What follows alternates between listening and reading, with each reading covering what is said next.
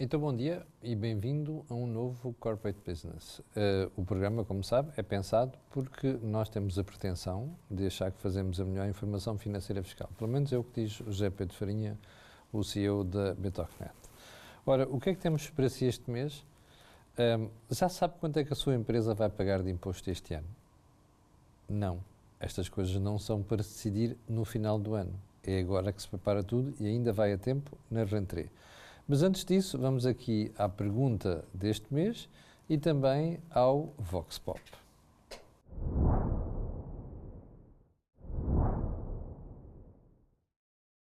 Ao fazermos encerramentos mensais de contas da nossa empresa, conseguimos aqui projetar com bastante rigor qual é que vai ser o resultado que vamos ter no final do ano e assim qual o imposto que vamos pagar também no final do ano.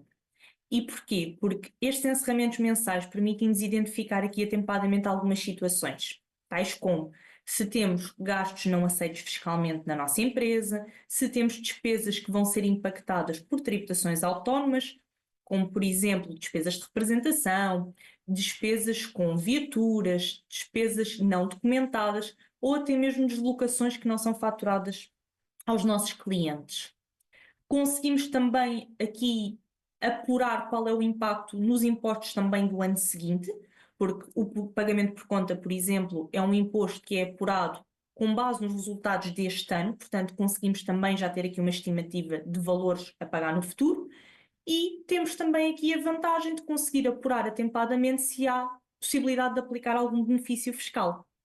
E por isso conseguimos aqui de uma forma muito simples, digamos assim, acompanhar de forma organizada e ao longo do ano todas estas pequenas situações para ajustarmos as melhores estratégias possíveis, evitando assim surpresas. Basicamente é aquilo que eu gosto de dizer que é uma gestão preventiva. Vamos acompanhando o sítio onde estamos, para onde vamos e quanto é que vamos pagar quando lá chegarmos. Excelente explicação da Inês. Mas agora vou pedir ali à Regi para colocar no ar o gráfico para perceber onde é que você tem que votar. Qual é a pergunta? Sabe quanto a sua empresa vai pagar de imposto no final do ano? Tem aqui um link em baixo, carregue, que nós queremos perceber qual é que é a orientação de quem está desse lado. Ora bem, Zé Pedro, por que é que escolhemos este tema, nesta altura? Olá a todos.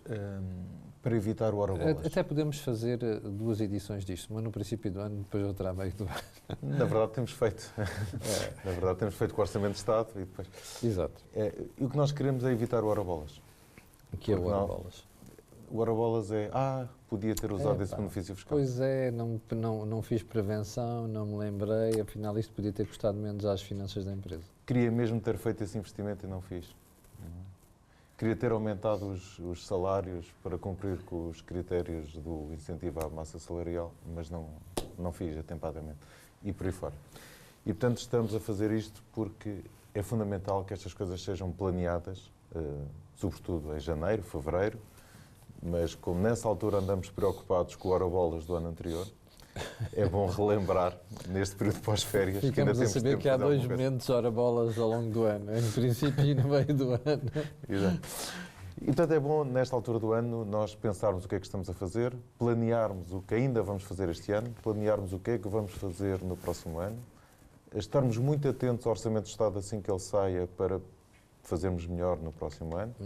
E como a Inês disse muito bem, não é possível nós gerirmos uma empresa sem termos contas fechadas mensalmente, de forma atempada e a conhecermos os resultados. E conhecer os resultados é também conhecer estimativa de imposto, calcular quanto é que vão ser as tributações autónomas, calcular que benefícios fiscais podemos usar, e isso deve ser feito todos os meses. Se não o fez até aqui, que faça agora, que se despache a fechar o mês de agosto, que se despache a fechar o mês de setembro, e sobretudo em outubro é muito importante conhecer as contas de setembro, para que em novembro e dezembro ainda possa corrigir, seja o que for. Mas ainda é possível, o que é que ainda é possível fazer? Neste momento ainda é possível fazer tudo. Portanto, existem vários incentivos fiscais, existiu uma redução da taxa de IRC, existiu uma alteração não muito significativa, mas relevante nas tributações autónomas, nomeadamente na tributação autónoma dos automóveis, e, portanto, há muitas empresas que ainda estão em tempo de fazer a sua decisão. Decidir, por exemplo, se vão investir em fundos CIFID, já não é a maravilha que era, mas continua a ser o melhor benefício fiscal. decidir se podem ou não aproveitar incentivos fiscais como o REFAI, como a capitalização da própria empresa. Portanto, muitas vezes o acionista não distribui dividendos porque precisa do dinheiro, então pode tirar partido disso para efeitos fiscais. E, portanto, a altura de planear as decisões do que se pode ou não pode fazer ainda este ano é agora. Nós temos connosco hoje como convidado o Hugo Monteiro, que é Managing Partner da Action Coach. Hugo, vocês nas interações que têm com os vossos clientes e com as empresas abordam estes temas também? Sim. Antes de mais, bom dia e obrigado pelo convite. É o primeiro tema que nós abordamos. É o primeiro tema? É o primeiro tema, não na parte do planeamento fiscal, mas sim, há uma pergunta que é simples e básica que fazemos na primeira reunião, que é quanto em quanto tempo recebe uma demonstração de resultados e um balanço atualizado da sua empresa? E a resposta costuma ser o quê? Alguns para janeiro, dezembro. E eu pergunto, mas de que ano? E sim, esse é o primeiro tema. E eu quero já partilhar isto, que é quem não planeia, planeia para falhar. E quem não mede, não gera. E são duas frases que nós deixamos bem claro ao empresário, que é, se não vai medir, porque quer trabalhar connosco, ou porque quer continuar assim. Se chegou até nós, é porque quer mudar alguma coisa. E este é o kick-off de tudo. Tudo começa aqui. E a experiência que vocês têm é que isto produz efeitos ou cai em saco roto? Essa é a parte que muitas vezes... Mas porquê é que vocês estão na área de coaching, não estão na área de consultoria? E estamos na área de consultoria estratégica, mas esse é o grande tema, que é comportamental. E aí daí o coaching. Daí o coaching. É a justificação que é... Isto é um comportamento do empresário. Sim. E esse é o comportamento que temos de trabalhar. É fácil, parece fácil, mas podemos pedir. Claro que depois aqui vêm várias questões que é, então, mas porquê é que não temos uma demonstração de resultados? Estamos aí no início, digamos, da bola de neve, para depois chegar ao ano e não temos informação. E lá está, por vezes dizem porque a contabilidade não entrega, ou porque eles, e sendo extremista, e vou dar este exemplo, a forma como eles gerem a documentação é um saco de lixo, põem lá os documentos e entregam à contabilidade. E eu digo, o que é que vocês estão à espera? É assim que vocês gerem a vossa empresa? Com documentos colocados num saco de plástico para entregar. Isto é um caso extremo, está bem? Estou aqui a dar, acho que hoje em dia... Felizmente já a empresa já não usa isso, vai tudo digitalizado. Já estamos entrando na digitalização. Mas esse é o grande tema. Aliás, atualmente, neste período, eu digo, tratem a vossa empresa como se fosse uma multinacional. E as multinacionais estão a fazer o planeamento de 2026. Já nem estão a pensar, agora estou a pensar no último trimestre, mas sim, ok, já está feito, agora é o sprint final, não há muito a fazer. É claro que a parte de planeamento, a parte fiscal, é logo no início, para não dizer que é aprovada em novembro do ano passado, para começar no próximo ano. Mas é a realidade às vezes, infelizmente. Isabel, isto é um problema comportamental? Bom dia, Camilo. É um problema de literacia, empresarial sobretudo. Mas literacia de todos, não é só dos contabilistas. Não, é literacia sobretudo empresarial. Ainda há clientes a funcionar com saco de plástico, lamentavelmente há. Não, é um exemplo que nós costumamos dar informação. Já são cada vez menos. Mas às vezes vêm com as faturas com um bocadinho de açúcar ou um bocadinho de creme de café. Exatamente, aqueles brindes. Às vezes vêm as caixinhas dos bolos, também é sempre bom, bem acompanhado. Mas simpatias à parte, há aqui um hiato muito grande naquilo que é o tecido empresarial português. Temos pequenos empresários com uma mentalidade e um comportamento a caminhar para uma multinacional em termos de planeamento e continuamos a ter pequenos empresários com comportamentos como se estivéssemos há 30, 40 anos atrás. Como se fosse a tasca da esquina. O que é que difere de 30 para 40 anos atrás, sem ser as alterações do clima? É que cada vez mais a fiscalidade pesa naquilo que é o resultado das empresas. E quando nós falamos em resultado, uma das coisas que seguramente o Hugo também trabalha, é que o resultado não é a caixa de depósitos a prazo. O resultado das empresas é o seu desempenho. E o seu desempenho é aquilo que lhe permite a continuidade. Ora, se uma empresa, quando é constituída, serve para gerar rendimento, quer para o investidor, quer para os colaboradores, também assenta no princípio da continuidade. Ora, o desempenho tem que ser assegurado. O melhor instrumento de avaliação de desempenho que as empresas têm não é o caixa, é a demonstração de resultados. E por isso é que é importante olhar para a posição de antecipação do encerramento do ano para perceber quanto é que nós vamos ter de amortizações e depreciações. Tenho que fazer as taxas sempre mínimas do decreto, porque se faço acima, posso não ter aquela dedução, ou tenho que acrescentar ao 407, ao modelo 22. Mas, se eu quiser fazer um investimento, sobretudo na área dos ativos, quero das viaturas, aproveitar algum benefício, eu posso tentar arrumar o lixo, digamos assim, que fui acumulando ao longo do ano, para chegar ao final do ano com uma otimização que vá beneficiar a empresa, vai beneficiar o desempenho fiscal e tudo assenta nisso, pegando naquele rol de benefícios que o Zé Pedro já disse logo na primeira introdução, que ainda estão em vigor, mas para os usar precisamos olhar. É a mesma coisa para vender uma casa. Ou se quer receber visitas, tem que ter a casa arrumada. Nós temos que ter a gestão da empresa arrumada. Ora, uma contabilidade ou uma relação do empresário-gestor com o contabilista que funcione de 3 em 3 meses ou que funcione unicamente para cumprir as declarações fiscais, não é uma relação que funcione de ambas as partes para a gestão, para os objetivos de gestão. Aí não há aconselhamento, não há consultoria, não há só number crunching. Yes. É? Isabel, vou fazer a mesma pergunta que fiz ao José Pedro Farinha. Estando nesta altura do ano, já estamos em finais de setembro, o que é que ainda é possível fazer em outubro, novembro e dezembro para as empresas chegarem ao final do ano e pagarem menos impostos ou então terem a casa um bocado mais arrumada e previsibilidade? Fazer a aproveitação da medida da valorização salarial, sobretudo essa. Portanto, já temos indicadores de desempenho. Sim. Não vamos fazer indicadores de desempenho a contar com os últimos 3 meses do ano. Portanto, as grandes empresas podem fazer a avaliação de desempenho e perceber, ok, em vez de eu estar a dar um prémio face ao resultado que vou ter, Sim. faço um aumento que cumpra pelo menos para todos, com o mínimo para se atingir o incentivo de valorização salarial e automaticamente ganha o trabalhador e ganha a empresa. E qual é o benefício fiscal? O benefício fiscal, ora Camila, essa é uma pergunta muito gira, fosse hoje uma terça-feira. Isabel está como o Guterres. Não, estou sem as lentes de contacto. Sem as lentes de contacto. Isto tem comentários. Mas eu posso dar uma ajuda. Força. É a majoração do incremento em 200%.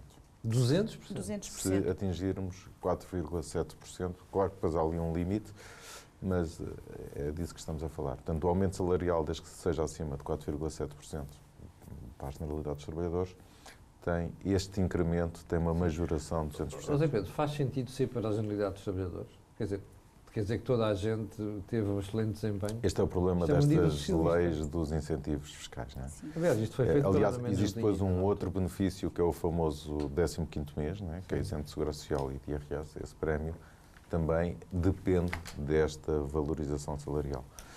Basicamente, a intenção da lei é diminuir o gap entre quem ganha mais e ganha menos. Está melhor agora, porque antigamente, se aumentássemos todos os salários 5%, isso não resolvia o problema. Sim. Portanto, agora está melhor. Portanto, basta um aumento de 4,7%, mas continua a ser para a generalidade dos trabalhadores. Não é? Hugo, ao longo destes anos, ao trabalharem com as empresas, é possível catalogarmos um grupo onde se percebe que as pessoas aprendem mais depressa e implementam e outros não? Tem a ver com setores de atividade, tem a ver com literacia ou formação das pessoas, tem a ver com o quê? Há vários fatores. Eu diria que não é por setor, porque trabalhamos com tantos setores, desde sucateira até joias de luxo. Sim. Que são E há gente discos, a trabalhar muito bem. E há gente a trabalhar muito, muito bem mesmo. E há gente a mudar muito. Mentalidade, de interesse na literacia financeira. Eu não sei se é correto falar em literacia humana, de estar com pessoas, de gerir pessoas. Eu costumo dizer que nós não gerimos pessoas, nós gerimos sistemas e ligamos, conectamos às pessoas. Mas, de facto, há esta abertura e isso é super importante. Quem não tem essa abertura é que, para mim, vai ter mais dificuldade, para não dizer outra coisa. Mas eu também quero partilhar algo muito, muito importante. E falando da contabilidade, que é um dos pontos que eu acho que é crítico, o empresário, muitas vezes, não digo mais das pequenas empresas, muitas vezes olham para a contabilidade como o senhor que vai passar os impostos, quem vai aviar os impostos, digamos. E isto é incorreto. Porque o melhor parceiro que o empresário pode ter na sua empresa é o contabilista. Claro. Ponto. E enquanto tem que existir essa consciência. Isto é um ponto crítico. E isto é algo que eu luto verdadeiramente com eles. Não se trata de mapa de demonstração de resultados, não. Trata-se da relação que ele tem com a contabilidade, da relação que ele tem com o revisor oficial de contas, a relação que ele tem com o fiscalista, se for o caso, se for preciso. Isso é crítico. Porque se alguém tem uma resposta, é essa pessoa. Isabel, e os outros benefícios, há bocado o José Pedro Farinha falou da questão do CIFID. Sim. Já não se pode deduzir 82%, mas pode-se deduzir 50%. Sim, ainda é atrativo, mas eu gostava só de dar um passinho atrás, se o Camilo me permitir. Sim, à vontade. Porque falámos do incentivo da valorização salarial e, de facto, sendo uma métrica de avaliação, parece inglório estar a avaliar, estar a dar todos. Todos Mas para aqueles que sentem mais isso na pele, e acho que a grande maioria sente, tem sempre o incentivo do PPR. Mas era aí que eu queria chegar, depois aos PPR. Ainda vamos a tempo. Vamos. É nesta altura. PPR e fundos de pensões. Nós tratámos aqui várias vezes já. Exatamente, porque são benefícios que, quer na ótica da empresa, quer na ótica da esfera pessoal do trabalhador, do seu próprio IRS. A mensagem importante, Camilo, é: as contas podem ser feitas. E normalmente os empresários, alguns fazem as contas depois do 31 de dezembro. Não! Sim. As contas têm que ser feitas antes do 31 de dezembro. O tal mês a mês, como dizia a Inês há bocado no Vox Pop. Sim, nós ouvimos muitas críticas quando falamos nisto, eu e o Zé Pedro Farinha, mas nem toda a gente pode gerir uma empresa mês a mês. Então não temos que gerir, temos.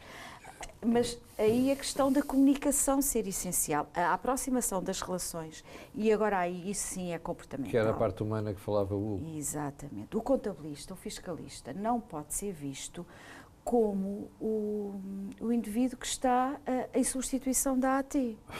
Mas olha que muitos toques, desculpa lá dizer isto, muitos toques quase são um braço armado da AT nas empresas. Por essa mesma razão, a Apotec tem a postura de aproximação, que é o contabilista é a pessoa de maior confiança, a par com os outros profissionais, portanto, nós quando queremos constituir uma corporação temos que nos rodear de duas coisas: profissionais competentes e que sejam de confiança da nossa proximidade para certo tipo de áreas. Não vamos convidar para sócio uma pessoa que não conhecemos, como é lógico.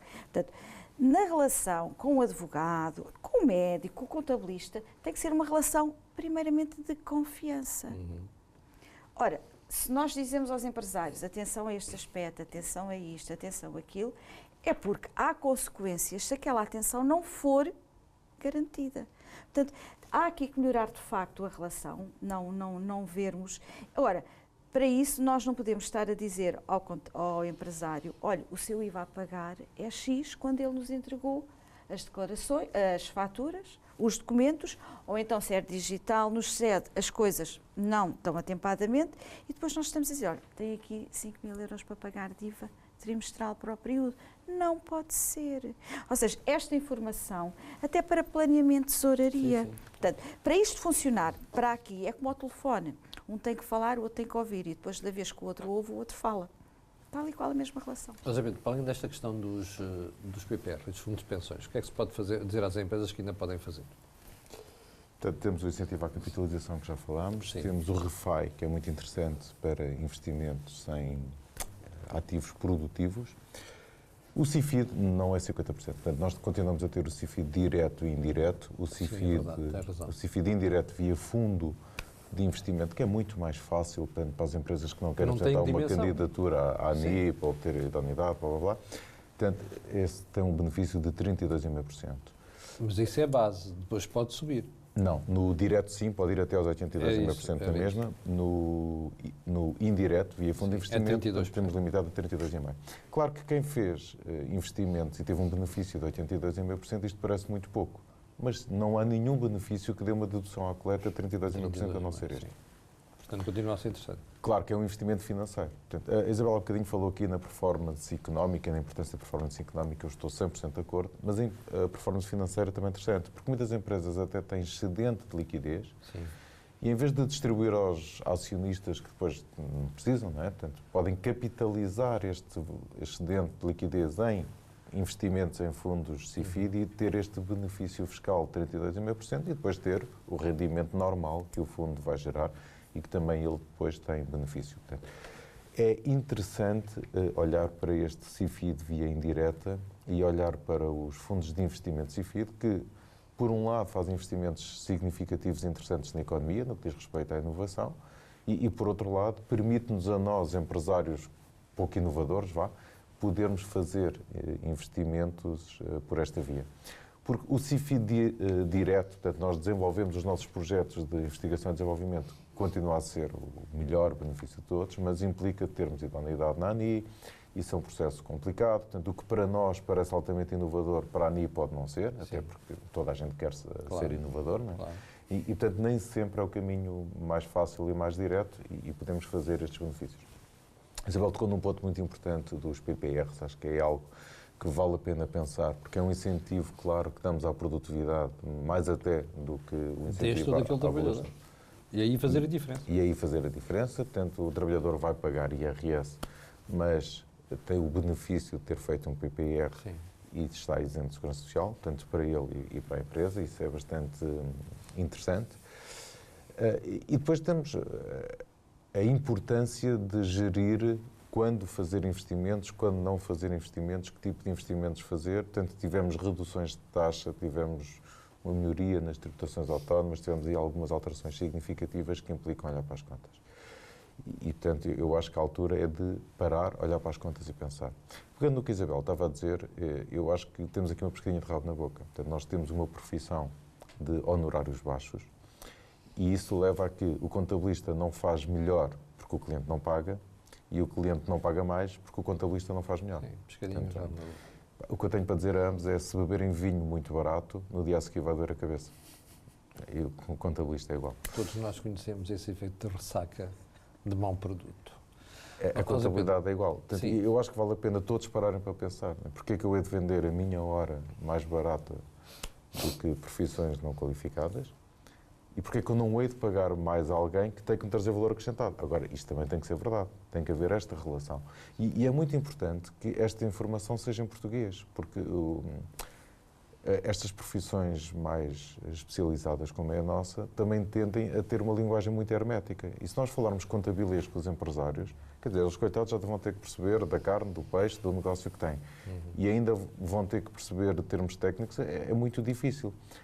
Portanto, implica esta relação, com o que falava muito bem, esta relação humana no mês a mês. Portanto, não é possível nós estarmos sentados, e hoje temos outra vez não, hoje temos o problema acentuado do teletrabalho, das relações à distância, muito focadas no fluxo de informação, e estamos a esquecer disso, da relação humana. Se eu não for reunir com o cliente, se eu não for almoçar com o cliente, porque hoje eu vi um anúncio na rádio comercial, um software de gestão, em que promovia os almoços com os clientes, que eu achei muita graça.